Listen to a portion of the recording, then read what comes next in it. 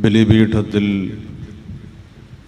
ചുംബിച്ച് ബലിപീഠത്തിന് പ്രദക്ഷിണം വെച്ച്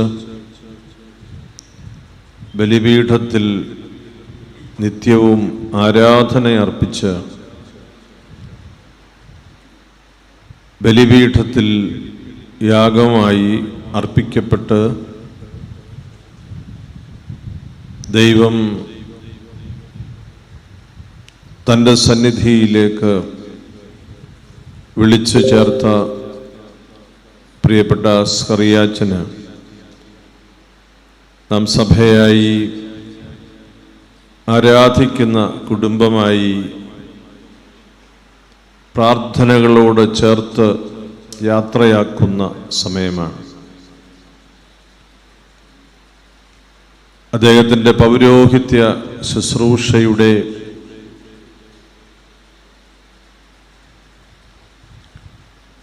അനുഗ്രഹങ്ങൾക്ക് സഭയായി ദൈവത്തോട് നന്ദി പറയുന്നു. അദ്ദേഹത്തിൻ്റെ അഭിഷേകമുള്ള കൃപാവര ശുശ്രൂഷകൾക്ക് സഭയായി ദൈവത്തെ മഹത്വപ്പെടുത്തുന്നു.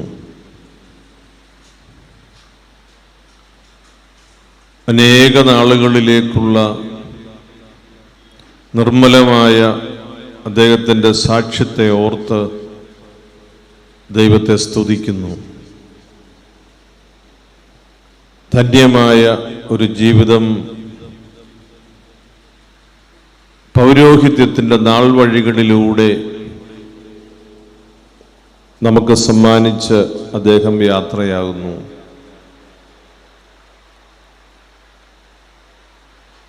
ബഹുമാനപ്പെട്ട സ്കറിയാച്ചൻ്റെ ചരിത്രവും അദ്ദേഹം ശുശ്രൂഷിച്ച ഇടവകകളും അദ്ദേഹം ചെയ്ത ജീവകാരുണ്യ പ്രവൃത്തികളുമൊക്കെ ഇവിടെ അനേകർ പല സന്ദർഭങ്ങളിലായി പരാമർശിച്ചതിനാൽ ഞാൻ അതിലേക്ക് കടക്കുന്നില്ല. അദ്ദേഹത്തിൽ ഞാൻ കണ്ടെത്തിയ ഒരു പ്രത്യേക ഭാവവും രൂപവും അത് പങ്കുവയ്ക്കാൻ ആഗ്രഹിക്കുന്നു.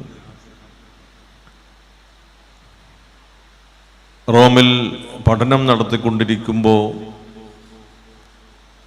അദ്ദേഹത്തിൻ്റെ പഠനത്തിൻ്റെ പൂർത്തീകരണത്തിൽ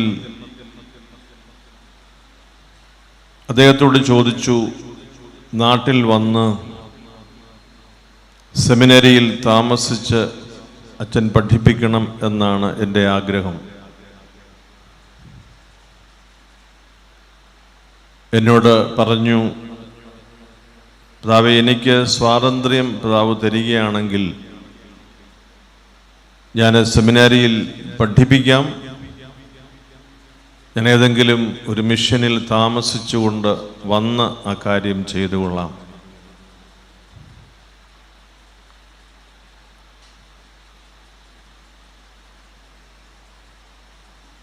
പൗരോഹിത്യ ജീവിതത്തിൽ അദ്ദേഹത്തെ ഏറ്റവും സന്തോഷഭരിതനായി ഞാൻ കണ്ടിട്ടുള്ള സന്ദർഭങ്ങളെല്ലാം സാധാരണ മനുഷ്യരുടെ ഇടയിൽ, പാവപ്പെട്ട മനുഷ്യരുടെ ഇടയിൽ അദ്ദേഹം പൗരോഹിത്യ ശുശ്രൂഷ ചെയ്തതിനെക്കുറിച്ച് അദ്ദേഹം സംസാരിക്കുമ്പോഴും അവരുടെ ആവശ്യങ്ങളെക്കുറിച്ച് അദ്ദേഹം ബോധ്യപ്പെടുത്തുമ്പോഴുമൊക്കെയാണ്. യൂറോപ്പിൽ അദ്ദേഹം, പ്രത്യേകിച്ച് സ്വിറ്റ്സർലൻഡിൽ കൂർ രൂപതയിൽ അദ്ദേഹം പുരോഹിതനായി ശുശ്രൂഷ ചെയ്യുമ്പോൾ അദ്ദേഹം താമസിച്ചിരുന്ന ഭവനത്തിൽ ഞാൻ പോയിട്ടുണ്ട്. അദ്ദേഹം ശുശ്രൂഷിച്ച ഇടവകയിൽ ഒന്നിലധികം തവണ ഞാൻ സന്ദർശിച്ചിട്ടുണ്ട്. ഞാൻ ഒരിക്കൽ അദ്ദേഹത്തോട് ചോദിച്ചു, ഇതുകൊണ്ട് അച്ഛൻ തൃപ്തനാണോ? അപ്പം അദ്ദേഹം എന്നോട് പറഞ്ഞു, this is more than enough for me. ഒരു ചെറിയ കട്ടിലും ഞാൻ അദ്ദേഹത്തിൻ്റെ കിച്ചണിലൊക്കെ പോയി പരിശോധിക്കുമായിരുന്നു. മെനു വ്യത്യാസമില്ല, എല്ലാ കാലത്തും ഒരു മെനു തന്നെയാണ്. എന്ന് വെച്ചാൽ കറിയാച്ചൻ ചോറുണ്ടാക്കി വെക്കും, അത് 2-3 ദിവസമൊക്കെ ചൂടാക്കി കഴിക്കാൻ പറ്റും.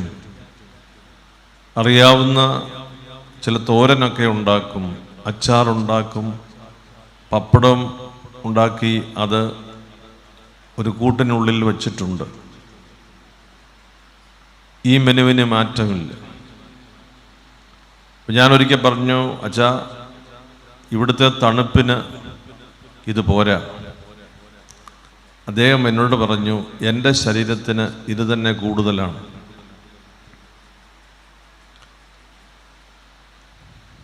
ഒരിക്കൽ ഞാൻ അദ്ദേഹത്തോട് പറഞ്ഞു, അച്ഛൻ ഈ മിച്ചം വയ്ക്കുന്ന പണം അച്ഛന് തികയുമോ എന്നെനിക്ക് സംശയമുണ്ട്. എനിക്കതിൻ്റെ ആവശ്യമേ ഉള്ളൂ പിതാവേ, അത്രയും മതി. തൻ്റെ ശമ്പളത്തിൽ നിന്ന് ഒരു ചെറിയ തുക,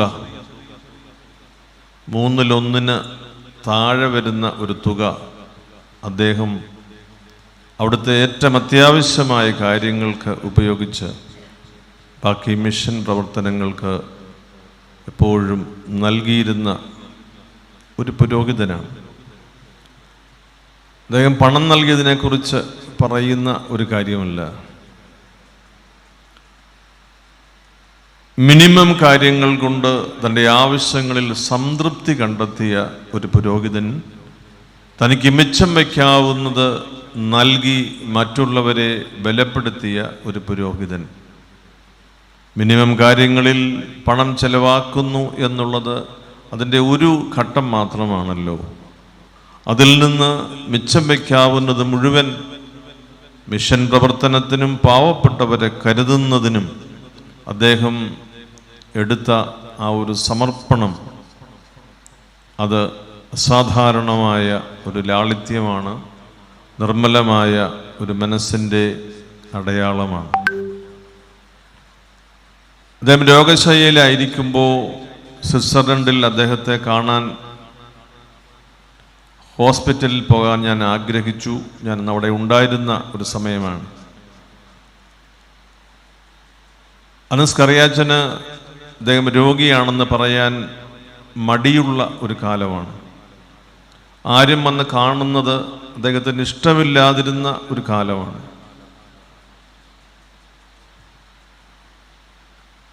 അച്ഛന്മാർ പറഞ്ഞു, പിതാവ് കാണണമെന്ന് പറഞ്ഞിട്ടുണ്ട്. അച്ഛൻ മറുപടി പറഞ്ഞു, പിതാവ് തന്നെ വന്നാൽ മതി. ഞാനൊരച്ഛനെയും കൂട്ടി അവിടെ ചെന്നു, പ്രാർത്ഥിച്ചു.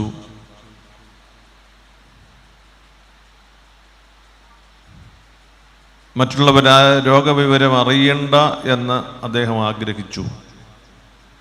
രോഗത്തെക്കുറിച്ച്, ചികിത്സയെക്കുറിച്ച്, സൗഖ്യത്തിൻ്റെ സാധ്യതയെക്കുറിച്ചൊക്കെ ഒട്ടേറെ നേരം സംസാരിച്ചു, പ്രാർത്ഥിച്ചു.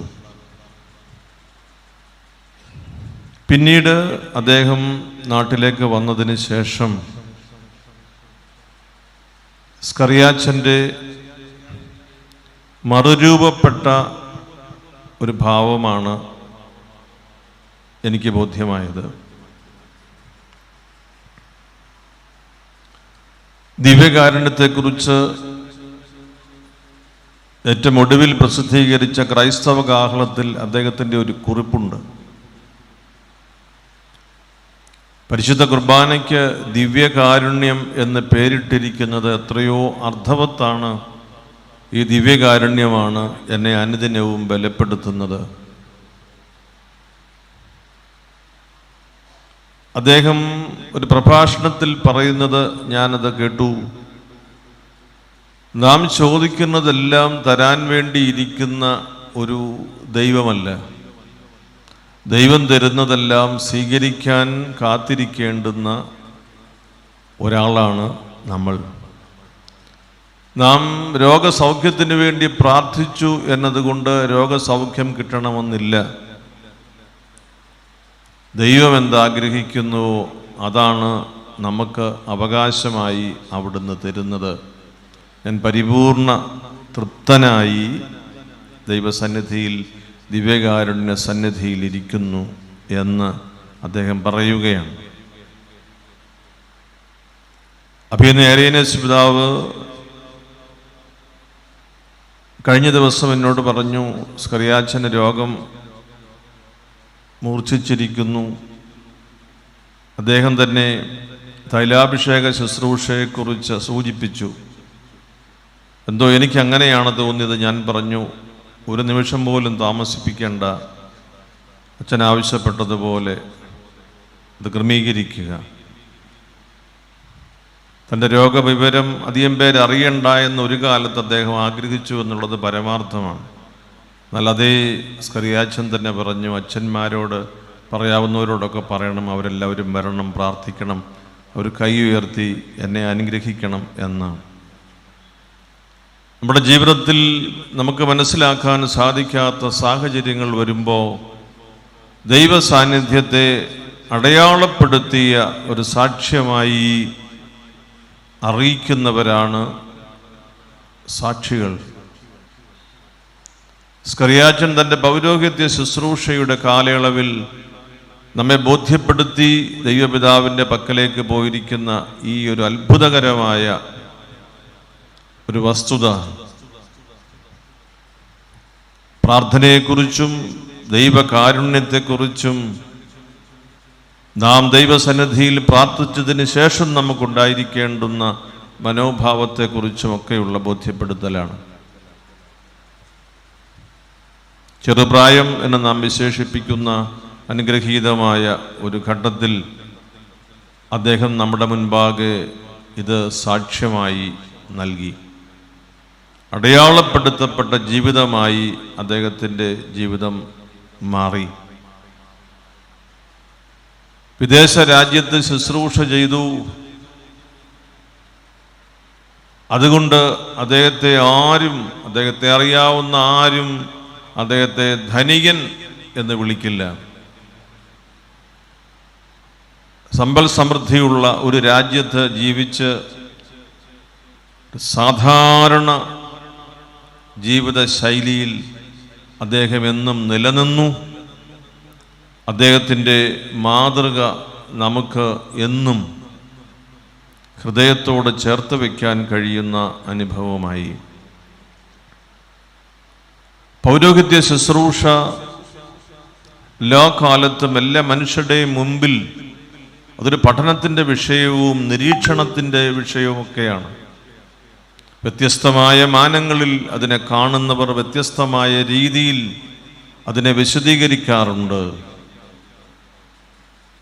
അസാധാരണമായ ചില അടയാളങ്ങൾ നൽകി നമ്മിൽ നിന്ന് ഒരു തേജോ ഗോളം പോലെ മാഞ്ഞു പോകുന്ന പൗരോഹിത്യത്തിൻ്റെ ചില രൂപമുണ്ട്. അതിലൊന്നാണ് ഇപ്പോൾ നമ്മുടെ മുൻപാകെയുള്ള ഈ വൈദികൻ സ്കറിയാച്ചൻ. ദൈവം തനിക്ക് അനുവദിച്ച ആയുസ്സിൽ പൗരോഹിത്യത്തിൻ്റെ നിർമ്മലമായ ഒരു ഭാവം സുവിശേഷ സാക്ഷ്യമായി നൽകി. വേർപാടുകാർ എന്ന് വിളിക്കുന്ന ഒരു സമൂഹമുണ്ട്. വേർപാടുകാർ എന്താണ് എന്നതിൻ്റെ അർത്ഥം നാം തിരിച്ചറിയുമ്പോൾ ഈ ലോകത്തോട് വേർപെട്ട് നിൽക്കുന്നവരാണ്. ഈ ലോകത്തിൻ്റെതല്ല എന്ന് അവർ ലോകത്തോട് പറയുന്നവരാണ്. അവർ വേറൊരു ലോകത്തിൻ്റെ ഭാഗമാണെന്ന് വിശ്വസിക്കുന്നവരാണ്.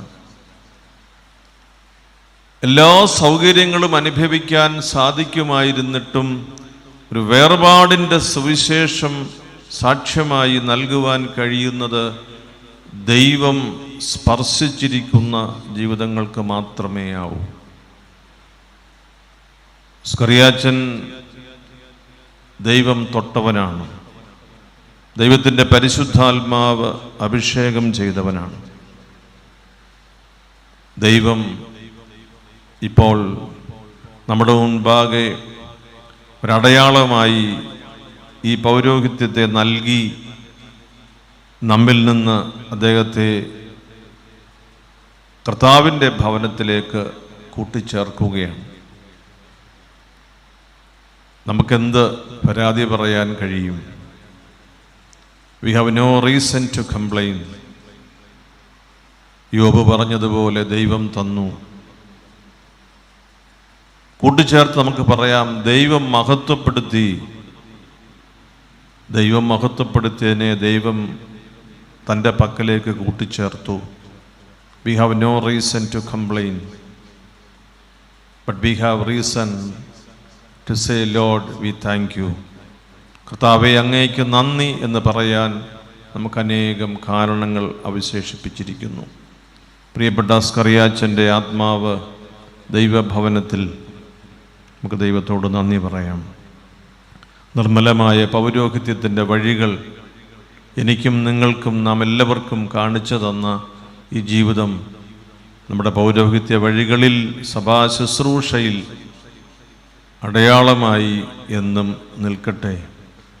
ഉണ്ടായിരുന്നിട്ടും ഇല്ലാത്തവനെ പോലെ ജീവിക്കാൻ സുവിശേഷം പഠിപ്പിച്ചത് നിരർത്ഥകമാകില്ല എന്നത് നമുക്ക് തിരിച്ചറിയാം.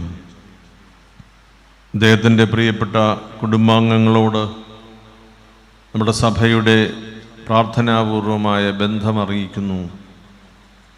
നിങ്ങൾ സഹോദരങ്ങൾ, നിങ്ങളുടെ ഈ വൈദിക സഹോദരനെ ചേർത്ത് നിർത്തി എപ്പോഴും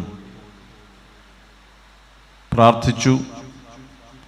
ശാലിനി വളരെ സമർപ്പണത്തോടുകൂടി ഈ സഹോദരൻ്റെ അടുക്കൽ നിന്നു.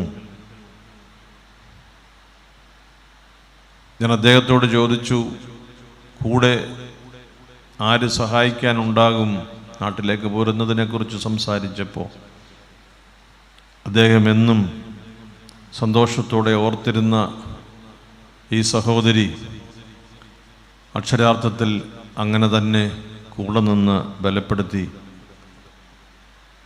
പ്രിയപ്പെട്ട സഹോദരങ്ങളെ, നിങ്ങളുടെ പ്രിയപ്പെട്ട വൈദികൻ, നിങ്ങളുടെ സഹോദരൻ സ്വർഗത്തിലാണ്. നിങ്ങൾക്ക് വേണ്ടി ദൈവപിതാവിനോട് അപേക്ഷിക്കുന്നതിന് കഴിയുന്ന മുഖപ്രസാദമുള്ള പുരോഹിതനാണ്.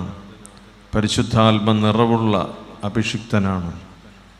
നിങ്ങളുടെ കുടുംബത്തെ ദൈവം അനുഗ്രഹിക്കട്ടെ. നിങ്ങളുടെ കണ്ണുനീർ അവൻ തുടച്ച് നിങ്ങളെ ആശ്വസിപ്പിക്കട്ടെ. പ്രിയപ്പെട്ട അച്ഛൻ്റെ രോഗസമയത്തും നാട്ടിൽ വന്നുള്ള ചികിത്സയിലും ഈ യാത്രകളിലെല്ലാം കൂടെ നിന്ന അനേകരുണ്ട്. നമ്മുടെ പ്രിയപ്പെട്ട വൈദിക സഹോദരങ്ങൾ ഓരോ സമയത്തും കൂടെ നിന്ന് സ്കറിയാച്ചൻ്റെ ശുശ്രൂഷയെ ഏറെ ബലപ്പെടുത്തുന്നതിനും ഏറ്റവും വിലയുള്ളതായി ബോധ്യപ്പെടുന്നതിനുമെല്ലാം ഏറെ മനസ്സ് കാണിച്ചവരാണ്. കബറടക്ക സമയത്തെ ശുശ്രൂഷയിൽ മാത്രമല്ല, രോഗാവസ്ഥയിൽ കൂടെ കാണുന്നതിനും പ്രാർത്ഥിക്കുന്നതിനും ആവശ്യമായ സഹായങ്ങൾ ചെയ്യുന്നതിനുമെല്ലാം നമ്മുടെ വൈദിക സമൂഹം കൂടെ നിന്നു. അത് വേറിട്ട ഒരു സാക്ഷ്യവും വലിയ ഒരനുഭവവുമാണ്. അഭിനയ ഐറേനിയസ് പിതാവ് വളരെ കരുതലോടുകൂടി അച്ഛൻ്റെ രോഗാവസ്ഥയിൽ, വെല്ലൂര് ചികിത്സയിൽ, പുഷ്പഗിരിയിൽ കൊണ്ടുവന്ന ആ സന്ദർഭത്തിൽ, പന്തിയില്ലാ ശുശ്രൂഷയിൽ, ഈ കാര്യങ്ങളിലെല്ലാം പിതാവ് പൈതൃകമായ സ്നേഹത്തോടും കരുതലോടും കൂടി പിതാവ് അച്ഛനോട് ഇടപെട്ടു. ഞാൻ പ്രത്യേകമായി സഭയുടെ സ്നേഹവും കൃതജ്ഞതയും നമ്മുടെ പത്തനംതിട്ട ഭദ്രാസനത്തിലെ എല്ലാ പ്രിയപ്പെട്ട വൈദിക സഹോദരങ്ങളോടും പ്രിയപ്പെട്ട ജനറാൾ അച്ഛനോടും അഭിഗമ്യ പിതാക്കന്മാർ രണ്ടുപേരോടും പ്രത്യേകമായി അറിയിക്കുന്നു. ഈ ഇടവകയിലെ പുരോഹിത ഗണത്തിൽ ഇളയവനാണ്. തൻ്റെ വൈദിക സഹോദരങ്ങളോട് ചേർക്കപ്പെടുന്നത് അബ്രഹാമിൻ്റെയും ഇസഹാക്കിൻ്റെയും യാക്കോബിൻ്റെയും മടിയിലുള്ള വിശ്രമ സങ്കേതത്തിൽ നമ്മുടെ ഈ പുരോഹിതനും എന്നും വിശ്രമം അടയുമാറാകട്ടെ. അവിഭക്തമായ തിരുവനന്തപുരം അതിരൂപതയിൽ, പ്രത്യേകിച്ച് മാർത്താണ്ഡത്തും പാറശാലയിലും തിരുവനന്തപുരത്തെ മിഷൻ കേന്ദ്രങ്ങളിലും പ്രിയപ്പെട്ട അച്ഛൻ മുദ്ര വച്ചിട്ടുള്ള അഭിഷേകമുള്ള പൗരോഹിത്യ ശുശ്രൂഷയ്ക്ക് ദൈവം കരുതൽ നൽകി തൻ്റെ കൂടെ ഇരുത്തി നിത്യാനന്ദം നൽകുമാറാകട്ടെ. പ്രിയപ്പെട്ട കുടുംബാംഗങ്ങളോട് സഭയുടെ പ്രാർത്ഥനാപൂർവമായ ബന്ധമറിയിക്കുന്നു. ഈ നിമിഷങ്ങളിൽ നിങ്ങളുടെ വേദനയിൽ പങ്കുചേരുന്നു. നമ്മുടെ ഈ ഇടവകയോട് പ്രത്യേകം ചേർന്ന് നിന്ന് പ്രാർത്ഥിക്കുന്നു.